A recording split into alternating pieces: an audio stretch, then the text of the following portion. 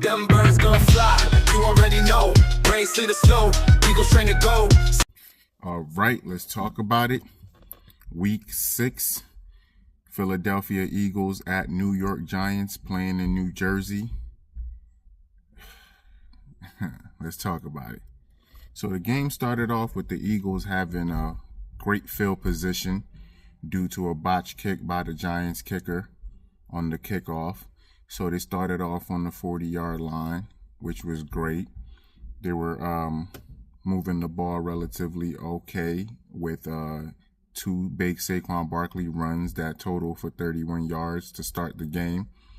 Then after that, I'm not so sure what happens with Kevin Patullo when he's calling these plays, because one of the plays was a quarterback keeper for Jalen Hurts to the right side, but all the blocking went to the left. So I'm not sure if that was just a mistake by the players or whether the Giants defense was just ready for it. But that was the beginning of things not looking well for the night, because instead of ending up with a touchdown in that scenario that could have been a great way to start the game, they settled for a field goal after starting on the 40-yard line.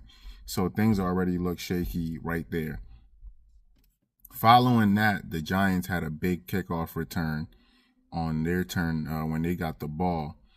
And during the course of plays, Jalen Hurts could have changed the game immediately by intercepting Jackson Dart, but I guess that's why he plays edge. He doesn't have great hands, because he had the ball, bobbled it a little bit, brought it down to himself, to his body, tried to do a body catch. Nothing worked, dropped the ball. And, the plays that followed was Ringo getting worked on. I know everybody's tired of hearing Ringo's name in a negative light, but it's just what happens. I don't think he's a natural at the position, and it shows, because the best game he had was the Buccaneers game, and that's because he was not targeted by Baker Mayfield. But he was targeted in this game, and targeted he was, because he did not have a good game at all. And that was just the beginning of the night for him. So he got worked on the Giants' first drive, and Jackson Dart ended up putting the shakes on Zach Bond. He had one job on that play. He dropped out of looking like he was going to rush the QB, and he dropped into coverage to play the spy. He had him, and Jackson Dart hit him with a juke move from, I don't know if it was 10 yards away, but it worked, because for somebody that he had right in front of him, he ended up right behind him. Jackson Dart was able to show off his athletic skills, and I said that he was going to scramble a lot in this game, and he did. And he went off for a 20-yard scramble touchdown, and it was 7-3 Giants.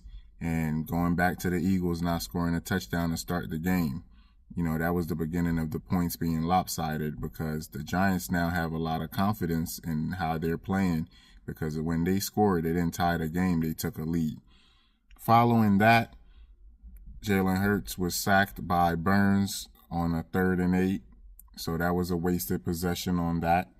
And following that, Jackson Dart was able to drive down the field, and he found Wan'Dale Robinson on a throwing catch to the outside. Andrew Makuba keeps making these rookie mistakes, because that was his assignment. And if you've seen the space on that, it was a scramble throw, and nobody on the Eagles was able to get to Jackson Dart, not in a meaningful way. He took 2 sacks for the night, but it wasn't really anything that disrupted the game and at any pivotal points of the game. So on that particular play, it was a scramble. He had a lot of time, and Andrew Makuba lost contain of his man. He was nowhere near him. Jackson Dart even had options on that play, because he could have threw it to somebody else, because I believe Zach Bond fell on the person he was covering. So Jackson Dart was able to find Wan'Dale Robinson on the sideline, threw him the ball, and Andrew Makuba, instead of trying to wrap up the legs of the receiver and tackle him to the ground, he tried to grab him up top. These guys in the NFL, they're very strong. No matter what size they are, they work out a lot. And you're not just going to tackle somebody from the shoulders. You have to bring him down. If you wrap up the legs, he can't go anywhere. So he was able to break that tackle, and he took it all the way for a touchdown. So now the score is 13-3. Giants.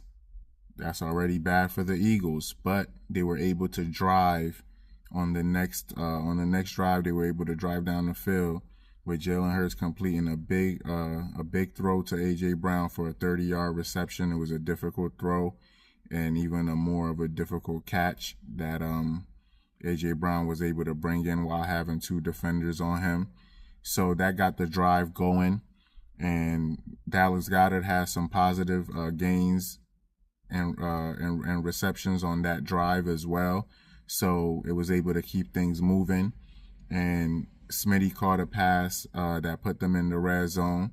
And then they did a flip, another one of those flip plays to Dallas Goedert that got them closer to the Giants, making the game 13-10 at that point in time.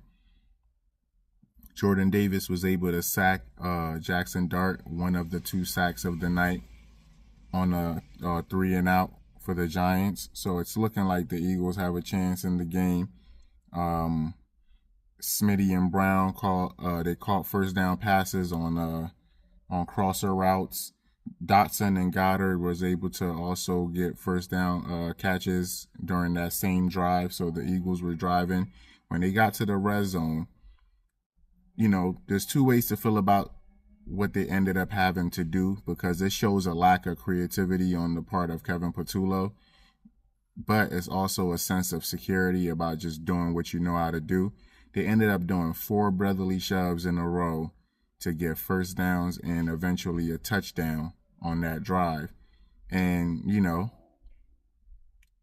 I guess you'll take it because it's a touchdown, but that's a lot of work right there on the quarterback. It's a lot of weight on him, even though it looks like it's something easy to do and it's something that he's particularly good at. You still can't put all that pressure on the quarterback, having a play that he has, I don't know, probably 1,000 pounds on him 4 times in a row. That's no good for anybody, especially your franchise quarterback.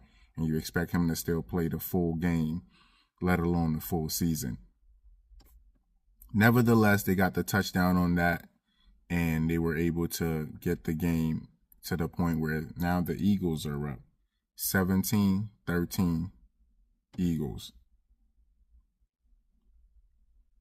When the Giants got the ball back, the defense looked like they were trying to stop them. They kept getting them to third down situations, but they were not able to stop them and get off the field.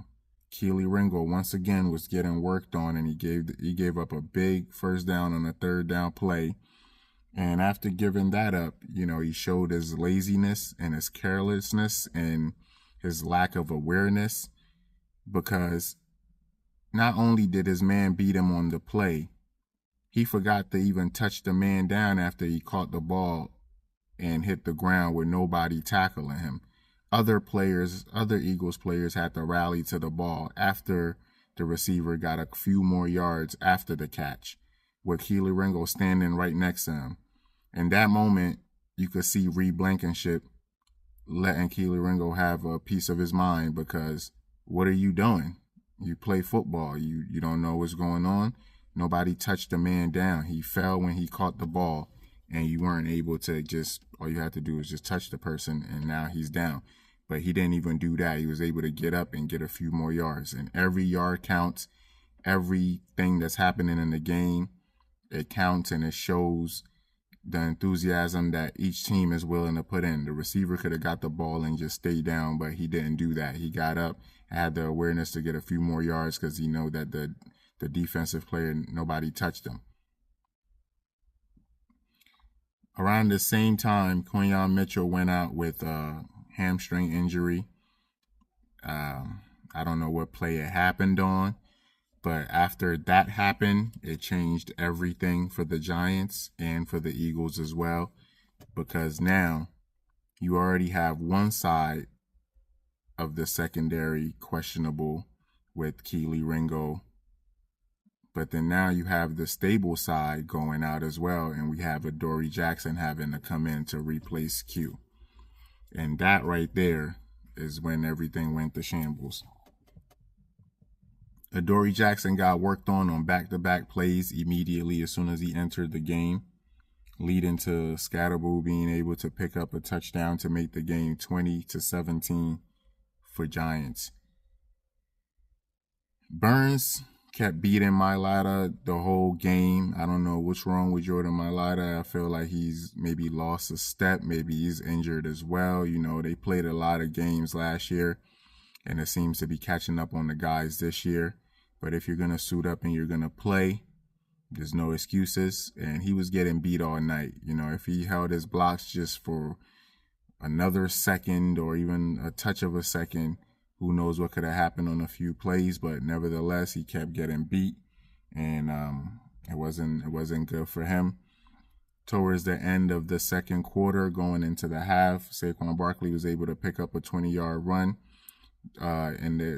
towards the Eagles' end zone. So it was kind of garbage time yards, but AJ had 2 catches trying to keep that drive up. But they had poor clock management at that point in time. They didn't have any timeouts. Nobody was moving with a sense of urgency. Jalen Hurts scrambled and didn't pick up the first down, and then he also never hurried up and gave the ball to the ref. And they were in a position, it was 4th down. He couldn't clock it, couldn't do anything. And he also took a major shot to his knee during that play that could have been a problem if he were to have gotten injured from that. But that was the end of the half. The half ended 20-17 New York. In the third quarter, the Eagles came out and the defense was able to stop the Giants on a 3-and-out. So things were looking okay. It was still a 3-point game at that point in time, and they were able to get them on a 3-and-out. But the Eagles, when they got the ball, Jalen Hurts made his biggest mistake of the game, one of 2 of his biggest mistakes of the game, because he made 2 crucial mistakes this game. And the first one was overthrowing Devontae Smith when he beat his man and was going to have a wide open. He was going to have a wide open catch. And the way Devontae Smith is a speed guy, he might have been able to get a touchdown on that play. But Jalen Hurts overthrew him, over anticipating what was going on, I guess. I don't think he ever planned for Devontae to be open, but the way they connect on those throws, it should have been an easy touchdown, or at least a big gain, because there was still a safety on the field that Devontae was going to have to beat. But I guess Jalen was trying to go for it all, which was a poor idea. And you could see it on Jalen's face that he knew he made a mistake. But I don't see enough communication with the guys on the sideline after things like that happen, just to keep everybody in the game. So after the overthrow to Smith, Ringo kept getting worked on, getting flags and not turning his head around to track the ball, grabbing guys by the arm, things of that nature, just amateur things that he should know better by this point. He's not a rookie. He's not a second-year guy. He's been in the league for a couple years now. I know it's his first time starting, but he had opportunities in this game that he could have showed that he really deserved to be in this position, but he never showed that at any point of the game. It was poor defensive effort all around. There was a Jackson Dart scramble that the Eagles defensive players kind of just jogged after him, and nobody was showing any enthusiasm to chase him down, and he was able to pick up the first down with his legs a couple times. There was a play where Scatterboo should have been stopped, and there was, maybe 7 Eagles players around him, and he still was able to pick up the first down about 5 yards away. So that just showed the type of game it was. Moving on, Scatterboo was able to get another touchdown, one of the 3 that he had for the night, making the game 27-17. Now, the game is getting out of hand because you're down by 10 points towards the end of the third quarter. The Eagles get the ball again, and Burns was able to sack Hurts again on a 3rd down play, killing that drive. Blankenship and DeJean ended up colliding when the Giants got the ball back. So Blankenship had to go out for 1 play, and they immediately attacked his replacement on the ensuing play. DeJean was playing outside corner at that point in time, kind of injured, but he kind of held down the ship a little bit on the few plays he was there. And finally, for the night, the recklessness he'd been playing with finally caught up to him at some point in the game, but that just showed that the Eagles players weren't disciplined enough all game. Because the one big hit that Jackson Dart took in the game when the Eagles players were finally able to get to him, I'm not sure if that counted as a sack or not, but I know he was scrambling. He looked like he might have been out of the game. He ended up visiting the blue tent for maybe the 6th time this season. And that was the only big time hit that the Eagles was able to put on him during that game. And it affected him because Russell Wilson had to come in for that drive. He was booed by the Giants fans as soon as he got in the game. Then he also got booed when he had a terrible throw on 3rd down. So that drive right there kind of kept the Eagles in it. They got the ball back. And in that moment, they should have been able to do something to keep themselves in the game. This was towards the end of the 3rd. And they went 3 and out when they got the ball back. They went 3 and out immediately. Nobody was doing anything. Jackson Dart came back in the game and also went 3 and out. Now we're on to the 4th quarter. Trying to rally back. Eagles get the ball. They're driving. And the mistake that Jalen Hurts made was the completions that he had on that drive, they were all to the left side. He had a completion to Devontae Smith to the left side, had another completion to Dallas Goedert to the left side. And I'm not sure why he keyed in on that. He's not a rookie. He's not a 2nd-year guy. He's been in the league a few years, Super Bowl MVP, should know way better than that. But he keyed in on that left side, and the defensive player, he was just on it. You know, it was a bad route by Dotson, but that's not the excuse because Dotson should have been a lot more flat on that route, and he should have won his position. But Jalen Hurts also threw a bad ball. He was supposed to throw it more angled out towards his receiver, but he brought the ball in on the inside shoulder, and that's where the defender is at. So it was an easy pick. It was about the 3rd or 4th throw to the left side in a row on that same play. And the unfortunate part of that particular play was there was a wide open A.J. Brown in the end zone. Whole lot of space. He could have threw the ball anywhere. He beat his man. He was by himself. But he never once looked at him. He was focused on the left side that whole drive, like I said.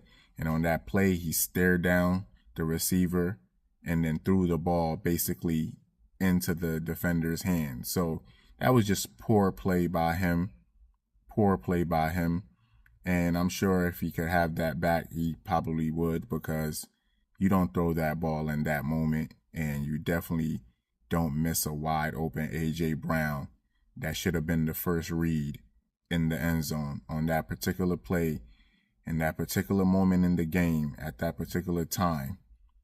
Because that would have brought them within 3 points with like 7 minutes or something left in the game. Defense would have had reasons to rally and, you know, get something going. But, you know, the defender, he was able to run the ball back. And, you know, shout out to Saquon Barkley for not giving up on the play. That was the fastest he ran all season because he had open field and he didn't have the ball. Nobody was worried about tackling him.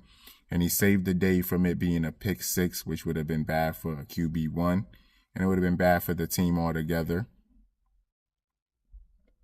Ringo ended up getting a bad flag. I think that was in the end zone at that point. That's when he held the receiver's arm, never got his head turned around, putting the Giants on the goal line. And Scatterboo picked up his 3rd touchdown of the night, making it 34-17.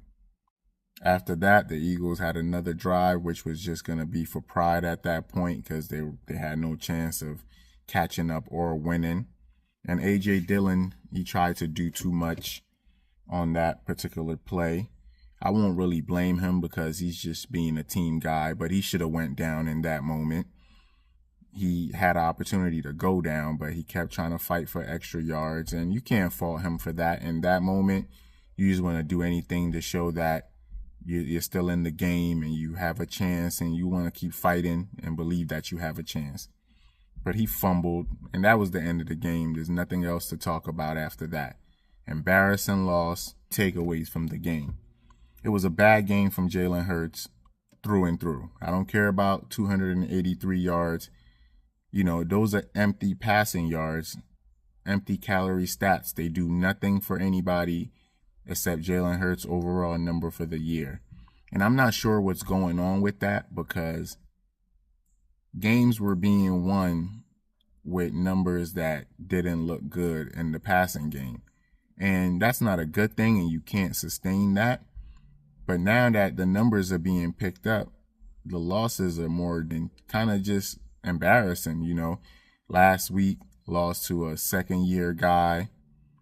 This week lost to a rookie making his third start in the NFL. So, you know, I know QB1 doesn't play defense, but these is just the principle of things. So you're picking up the yards, but you're not winning the game. And in this game particularly, you had a bad game even while getting the yards. So it doesn't make any sense. Kevin Patullo, we got to talk about him every week, and this is no exemption this week as well. I'm not going to complain too much about the play calling being just terrible throughout the whole game, because there were bright spots in the game.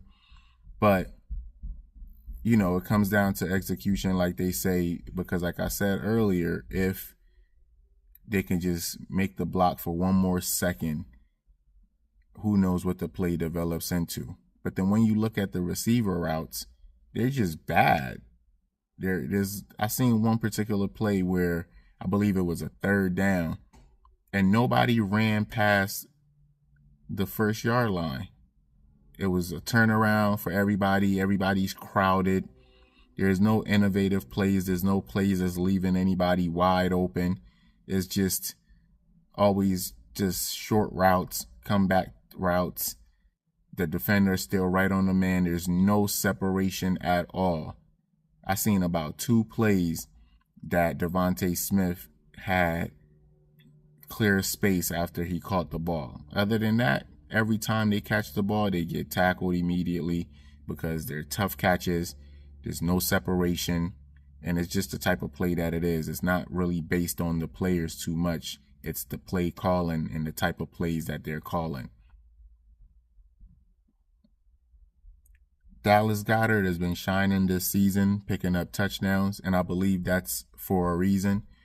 Dallas Goedert racking up these touchdowns for the season. He's already tied his touchdown mark for previous seasons by having 5 touchdowns already this season, 6 games in.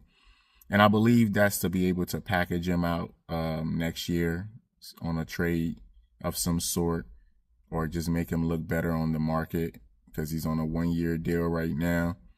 And I think they just want to highlight him and show that he's quarterback friendly, and he's a big target in the end zone, and he's also, you know, a big target in the pass game. He had the most receptions this game. I believe he had about 110 yards. So I think that's what's coming in the future for that, and they're just kind of getting it out the way now. The O-line right now is very weak. They're not playing to standard. You have injuries all over the place, and you have guys getting beat. There's no continuity from last year at all. You know, there's people missing, but nevertheless, it's just they don't look the same. QB1 is under a lot of pressure immediately. Plays don't get to develop, and they're just getting beat. They're getting beat, and every time that QB1 should take off, he just looks slow. I don't know if he's preserving his energy, if he's forcing himself to stay in the pocket because of criticism that he's took over the years for bailing out of the pocket. But now the negative of that is you're holding the ball for too long and taking unnecessary sacks. He's holding the ball for way too long. You have to give yourself an outlet, and he just doesn't seem to have that this year. Like, even when he's trying to take off, he's losing yards. He's running to the side of the pressure, and he's not moving very fast. You know, the way Jackson Dart was looking when he scrambled, I don't know if it's an age thing. I don't know if it's, you know, injuries over the years taking a toll now.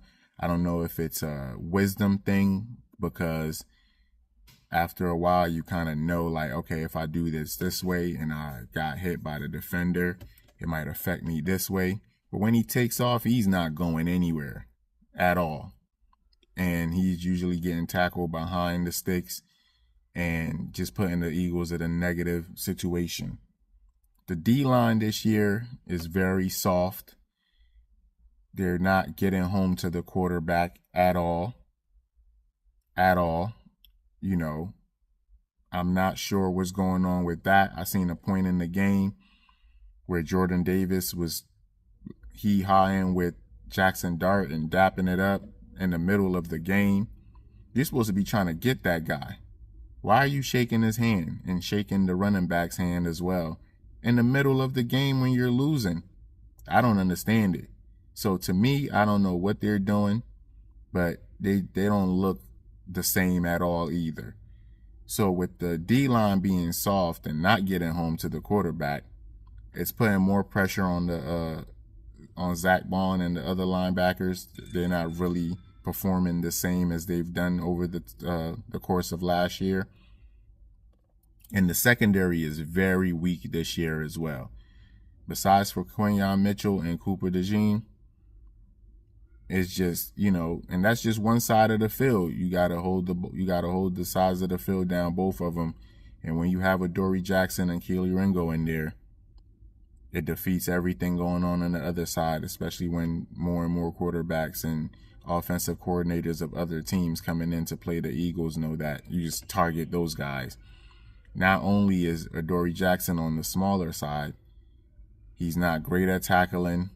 He's playing 10 yards off the ball. It could be a 3rd and 4, and this man is 10 yards off the receiver. That's just telling him you can get the 4 yards easily. And that's exactly what's happening. The team overall is playing soft and with no heart. We've been avoiding saying this looks like 2023, but it's looking like 2023 because the same thing that was happening then. You had the personnel, but just guys dropping their heads, nobody going after the ball, people not finishing their routes, just looking sad. Everybody just looks like they're out of it. And I know it's easy to do that when you don't believe in the play caller and the coaches and the things that they're drawing up for you. But still, addressing the Fairweather fans, saying random things about benching QB1 for Tanner McKee and things of that nature, I think that's just a bunch of nonsense, and they have to stop it.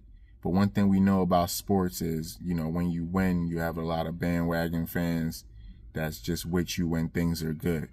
I think the fans are very spoiled and been used to winning a lot.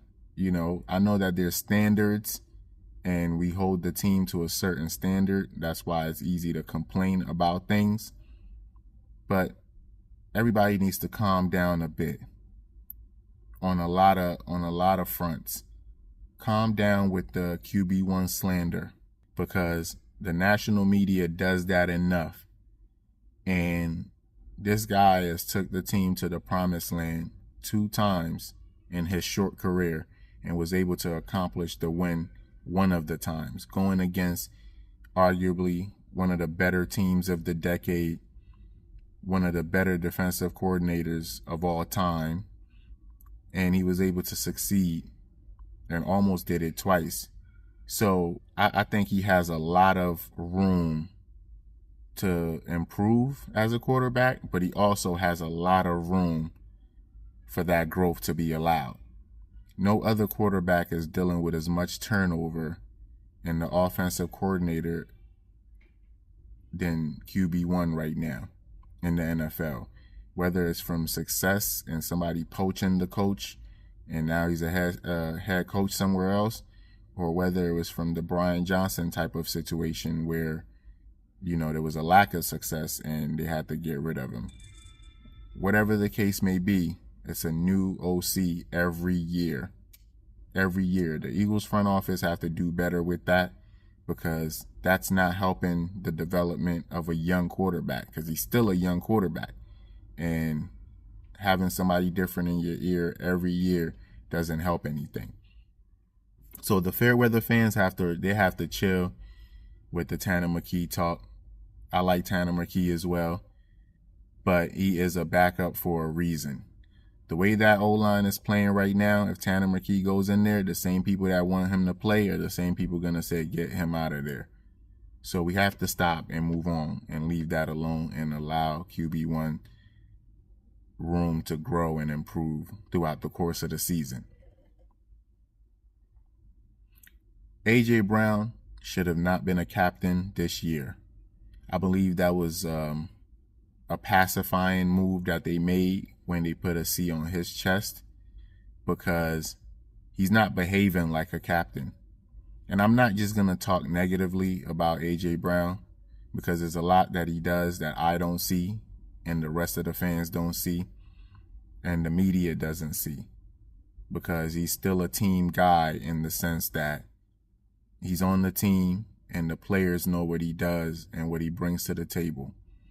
But I also believe right now he's bullying the coaches and the front office. He's making them look like chumps, because if you are a captain, you don't behave the way he's been behaving. The lack of resigning key players is starting to be relevant. I'm not sure what happened with Isaiah Rodgers, but he should have been brought back. He was perfect for the team. I understand that they had to play Darius Slay last year because he was making more money than the other cornerbacks. But every time Slay would get injured and Rodgers would come in, there was no drop-off. If a quarterback tried to pick on him, they immediately learned that, okay, don't throw over there, just like you're not throwing to Quinyon Mitchell. And he kept up with his guys. He's great at tackling, and he's also a turnover machine. So I'm not sure why they let him go. I think they overthought themselves on that one, because Keely Ringo he's not it, man. He's not it. Adoree Jackson is not it. So it's not even a slight drop-off. It's a huge drop-off. And that's starting to be relevant, that some guys should have remained on the team. If you look at the roster, the defensive roster from last year to this year, it's a huge turnover. The injuries are starting to take a toll as well, from Mitchell coming out of the game to Nolan Smith Jr. not playing in the past few games, to Landon Dickerson playing injured all season and then now being out right now, and Jalen Carter not being active for that game and also playing injured throughout the season, looking out of shape as well. Those things are starting to take a toll, and they're starting to matter in how the team looks overall. The team is 4-2 right now, still standing okay in the division. They have time to stabilize things and right the ship. So it's not all over right now. And random breaking news today about Zadarius Smith just abruptly retiring. And now Nolan Smith Jr. is needed that much more. They got to bring in a guy, but hopefully they get right in Minnesota and it's not another type of lopsided game like this. Hopefully they're able to put together 4 quarters of good football the whole way through and play their game. And I'm looking forward to that. Go Birds. Them birds gonna fly, you already know. Brains to the snow, Eagles train to go.